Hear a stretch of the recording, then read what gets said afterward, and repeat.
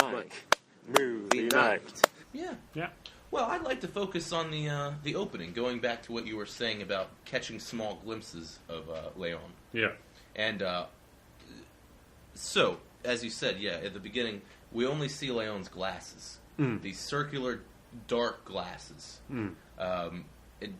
And from that moment on, the next time we see him, you see maybe an arm with a gun come down from the ceiling and shoot a bad guy, or you see an eye in the eye socket while he's doing his hit, or you just see just brief glimpses of Leon and everything that he's doing, including the end scene when he has the main henchman and he's got a knife to his throat and he's telling him that he's going to leave the city and never come back, as he was commanded, as he was instructed to do by his boss Tony.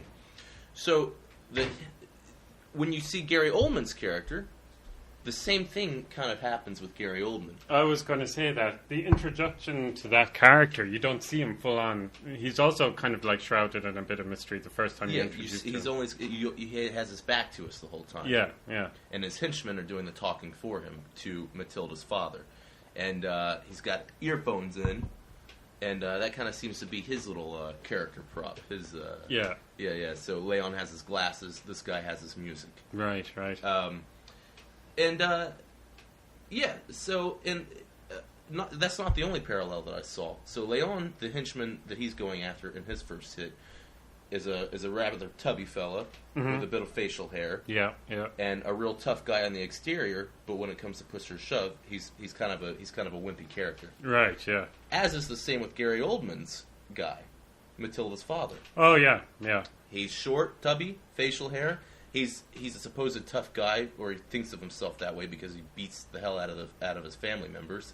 But really, when he's confronted by the actual tough guys, he definitely cowers in the shadow, much in the same way that Leon's target cowered. Yeah. Absolutely, yeah. Nice parallels.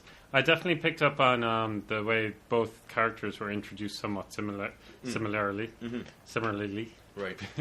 But I didn't pick up on their targets being quite similar too. Yeah, it was very, very strange. I loved it. I didn't notice it the first time, but the second watch I noticed it a lot. Yeah. And Gary Oldman played Stansfield was the name of his character. He played Stansfield insanely well.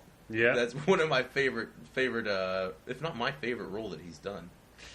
Yeah, he's done a lot of good roles. He has, but I'm trying to think. Right, so I've seen True Romance, where he plays the for lack of a better word. I never saw True Romance. You didn't? No, never. He plays like a white Rastafarian drug dealer, who's also awesome. Insane in his own way. It's a brief character, maybe 15 minutes on screen time, if that. Oh, okay. And then I saw him in The Book of Eli, which is a mediocre movie, right? Then I've seen him in Rise of the Planet of the Apes, or Dawn of the Planet. The Batman, the Dark Knight trilogy. Yeah. But Dracula.